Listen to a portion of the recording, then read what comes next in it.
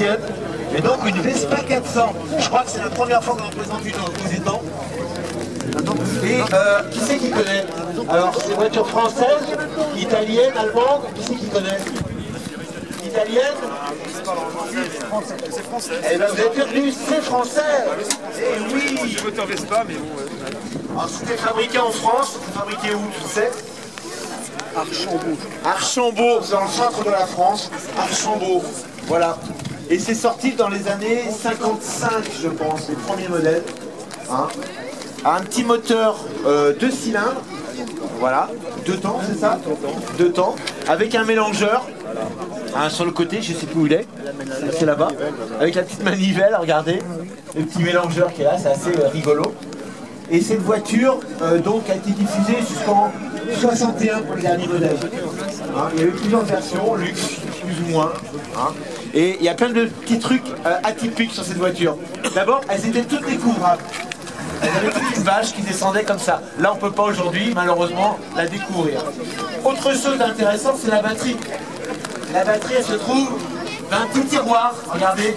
Regardez comme c'est original. Eh oui, la batterie, elle est là. Ah ouais, c'est vrai, oui, c'est vrai. Parce que là, c'est les pieds du pilote. Il n'y a pas de coffre. Ah ouais, c'est ça. C'est les pieds du pilote qui est là. Il y a juste un petit emplacement pour la batterie.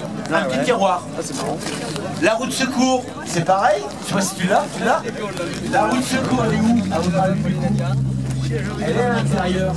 Regardez, elle est sous le siège. Le siège bascule. Et il y a plus de placement pour la roue, vous voyez, sous le siège. C'est assez original, il y a plein de petits trucs comme ça. Vous savez qu'à l'époque, il y a un grand pilote qui a fait la promotion de cette voiture. Un grand pilote argentin. Fangio a fait la promotion. Il y a des pubs d'époque, on voit, il a fait la promo de cette voiture. Assez étonnant. Quand on connaît Fangio, c'est 5 fois champion du monde quand même, qui a fait la promo de cette petite voiture.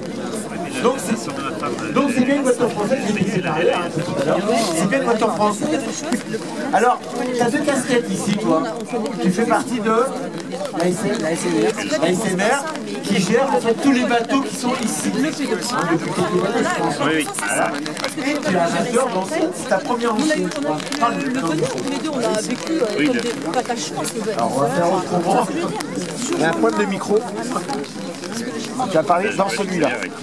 Alors, c'est la voiture de tes parents. c'est la voiture de tes parents. De ton père? Ouais. Donc ton père, il a acheté cette voiture-là à quelle époque? Dans les années 50? 9? Non? Non, il avait dans les années 60. Dans les années 60 d'occasion. Ouais. D'accord. Donc il a roulé un temps avec, et après elle a été remisée, c'est ça? Explique-nous. Bah, elle a arrêté de rouler dans les années 70. Dans les années 70. Qu'est-ce qu'elle est devenue après? Elle a été stockée? Elle a été restée dans les garages. Sans rouler. Sans rouler. Et après, qu'est-ce qui s'est passé? Tu l'as... Bah, j'ai sablé entièrement parce qu'elle était bien Donc dure. t'as décidé de la remettre en route, toi. Voilà, de la C'était en remettre quelle en année ça? T'as décidé ça? Il y a 3 ans. Il y a 3 ans. Ouais. Elle était dans quel état? Pourri. Elle était complètement pourrie. En fait, cette voiture, c'était une épave complète, en dentelle. Il n'y avait plus de plancher. Ouais, il y avait plus de plancher. Une fois sablé, il y avait des trous partout. Alors, vous savez, quand on sable une voiture, on voit apparaître tous les trous. Et là, il y avait plus de trous que de carrosserie.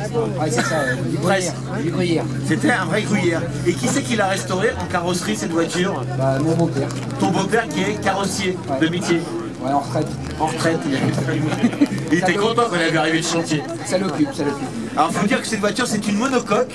Il n'y a pas de châssis, c'est une vraie monocoque. Et donc, cette voiture a été sablée et ton beau-père a entièrement redécoupé et ressoudé, reformé de la tôle. Quand on voit le résultat de la voiture, regardez, elle est franchement, on dirait pas que c'était une épave il y a quelques temps encore. Elle aurait pu finir à la ferraille. Il y avait des trous. Il y avait des trous autour des phares. Le plancher, il n'y en avait plus. Les bas de caisse ont été changés. Les bas de caisse ont été changés également. Ouais, pratiquement tout, quoi. Toute la plateforme dessous. Alors celle-ci, c'est une des premières, elle est de quelle année? 58. Elle est de 1958. J'ai tout à l'heure la première de 55. Voilà. Les toutes premières n'avaient pas de mélangeur. Il fallait doser l'essence et l'huile. Ouais, d'origine, je pense qu'il y en avait pas. Mais sur ce modèle-là, ça a été rajouté après. Les derniers modèles avaient un mélangeur automatique. Alors à conduire, ça, c'est quoi? C'est comment à conduire?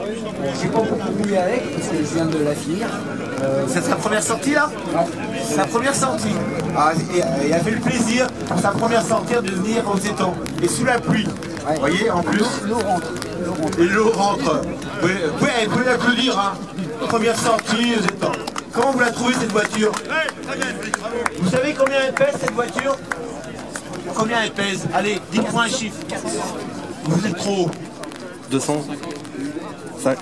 380 kilos. 380 kilos. Vous vous rendez compte? 380 kilos. Alors la puissance n'est pas très élevée, elle fait 12 chevaux, je crois. Hein, donc en vitesse de pointe, on doit 90 maximum. 80, bien lancé avec le vent dans le dos, 90. C'est une voiture de ville. Hein, je me rappelle quand j'étais gamin, j'en voyais, c'est les femmes qui conduisaient ça, parce que c'était pratique à garer. C'était très maniable, parce que bien sûr la direction est très très légère. D'ailleurs on va s'asseoir au volant. Alors 57 pour Laurence, hein. Si elle m'a entendu, année 57. Alors les portes c'est rudimentaire, il n'y a pas de vide-poche. Alors les vitres sont fixes, bien sûr. On a juste un petit déflecteur ici qui s'en trouve. Voilà, donc porte très très légère. Les petits sièges, alors, ils sont pas très. Je peux donner mon parapluie à quelqu'un. Hop, si j'y arrive. Merci. Mon micro, voilà. Alors je vais m'asseoir sans la salir, hein, excuse-moi. Tu peux venir à côté de moi. Allez, viens à côté de moi. Allez, allez, viens. Oh là là, qu'est-ce qu'on va être bien. On va partir en Suisse. Allez. On est en surcharge. Ah, on est en surcharge, en mince. Bon, alors, on n'est pas embêté dans le tableau de bord. Il y a un petit compteur qui est tout mignon et qui est gradué jusqu'à 147. 110. Attends, non, là. 110. C'est 110, hein, je vois pas clair, moi, ma vue baisse. 110, mais bon, à 90, on est s'arrêter par là. Ouais, à 90, on est vraiment au maximum. On a deux petits voyants, un pour le contact, sans doute. Ouais, la charge et La charge et le niveau d'essence. et le niveau d'essence. Il n'y a pas de jauge. S'il y a une jauge, ouais, mais il n'y a que le voyant qui s'allume. Il n'y a que le voyant. Quand le voyant s'allume, c'est quoi? C'est qu'il n'y en a plus. Il est temps de faire le plein. Ouais. Il est temps de faire le plein. Alors, on a la clé de contact, qui est toute petite. C'est pas un Eman, hein, c'est une clé de contact, ici. Et on a deux interrupteurs, un sans doute pour les phares. Alors il y a les phares, Vas-y. les essuie-glaces et le klaxon de ville et le klaxon de... le klaxon Oui, à l'époque, de... il y avait le klaxon des villes et le klaxon de campagne. Il y avait deux klaxons. Voilà, le klaxon, c'est là.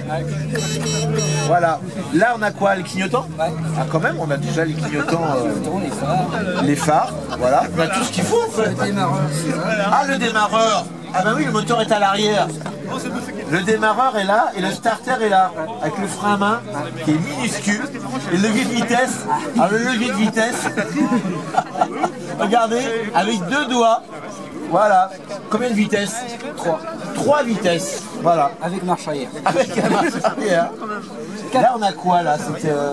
C'est les tubulures pour le chauffage. C'est les tubulures pour le chauffage qui passent au milieu. Petits réglages là sur les côtés qui permettent... Ah d'accord, la chaleur du moteur arrive par là. Là il y a une position, Ouais. tu vois, que tu passes en intérieur ou extérieur. Et on a une banquette à l'arrière. C'est une 4 places. Il y a 4 places dans cette voiture. C'est marqué sur la carte grise, il y a 4 places. C'est une familiale. Oui, oui, c'est une familiale. Alors, on a même des pare-soleils. C'est vous dire le grand luxe qu'on a. Hein? Et bien sûr, on a cette petite capote qu'on ne va pas rabattre, c'est bien dommage, qui se replie jusqu'au coffre arrière. Franchement, la sellerie, c'est toi qui l'as refaite. La sellerie, elle s'est refaite également. T'as trouvé le tissu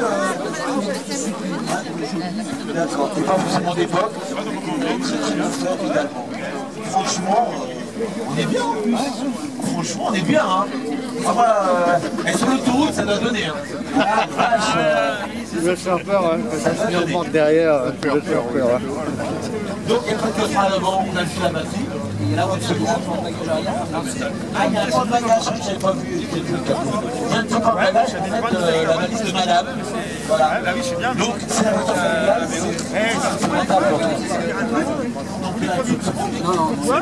Il est décédé et ça leur a fait plaisir que tu vas cette voiture. Et ta maman? Bah, elle est contente. Ouais, c'est le rappel des souvenirs. Voilà. Est-ce qu'il est monté dedans déjà? Pas encore. Tu dois bien le faire. Ouais, mais si j'ai Toi, t'étais le seul enfant?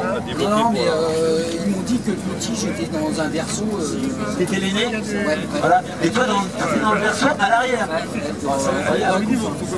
Ton papa, il roulait, il a été assez loin, c'est vrai. Je sais pas.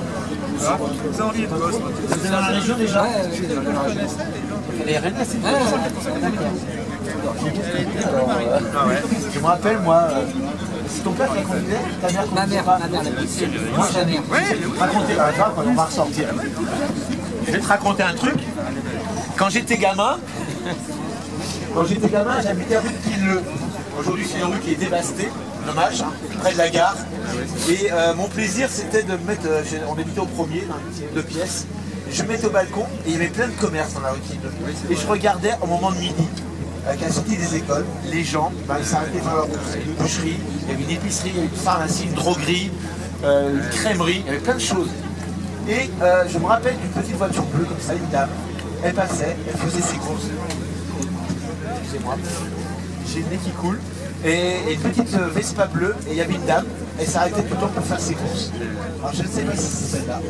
Voilà. Je ne sais pas dans quel quartier tu habites à l'époque. Place Sainte-Anne. La Sainte-Anne. Ouais, ça doit être quoi. Mais voilà, j'ai le souvenir de cette petite Vespa bleue qui passait régulièrement dans la rue de Quilleux. Voilà. Comment vous la trouvez cette voiture? Ah, tout le monde est à hein, franchement, on n'en voit pas beaucoup aujourd'hui, c'est bien dommage. Il existe un club, tu m'as dit, un club national qui représente les Vespa 400.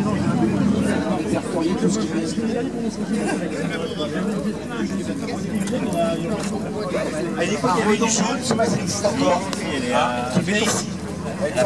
Une jaune. À Redon, je connais quelqu'un qui en a dont des Pichot Para, il le faisait en cabriolet. Alors, Pichot Para est un carrossier à sens qui modifie les voitures. Et bien sûr, cabriolet est fait par eux. C'est beau. Il y a des planètes par eux, c'est vrai que c'était tronçonnel le toit. J'ai vu lors d'un rallye, nous, des gars de renom, t'en avais une, c'était au campagne, il a mis tout ce côté sur le bord de la route. C'est le côté. Le côté voilà, c'est terrible. Il a mis la voiture était sur le côté, voilà. Il était en train de réparer, je pense que c'est pour le camp d'embrayage, je sais pas si et il avait réparé la voiture. Ils ont fait le rallye historique. Tour de Bretagne? Non, un vrai rallye, mais historique. L'année dernière, une Vespa 400. C'est du courage, toi. On a quoi comme frein là-dessus? C'est des tambours? 4 tambours. Et on a des roues de 10, comme les premières mini. Tu m'as dit que tu avais mis des pneus de remorque. Oui, avec un profil ressemblant. C'est pas mal d'ailleurs. Vraiment aussi. Voilà. Alors, en 1957, Laurence, elle est où? Laurence.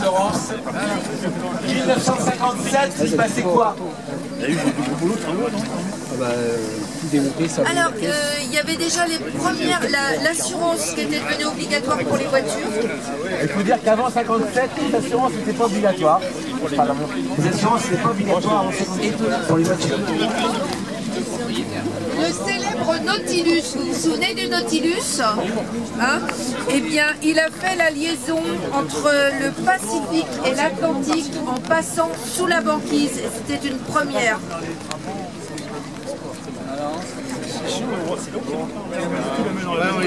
Et il y avait la création aux États-Unis de la NASA. Est-ce que vous savez ce que ça veut dire la NASA? Magnifique. Ouais. Super belle. Alors la NASA, ça veut dire quoi la NASA? La NASA, N-A-S-A, ça veut dire quoi la NASA? Personne ne sait? National. Aéronautique. Space. And Space Administration. Voilà. Tout à fait. Ça n'a rien à voir, mais je viens d'apprendre une très mauvaise nouvelle, donc je vous en fais part. France Gall vient de décéder. Voilà. Voilà, nous avons appris le décès de France Gall, une chanteuse des années 60, 70, 80. Elle vient de décéder, hommage pour elle. Hein, une grande figure de la chanson française, vient de nous quitter après Johnny. C'est un peu voilà, notre patrimoine qui s'en va petit à petit. Voilà. On peut applaudir encore une fois le propriétaire de la ville Patapon.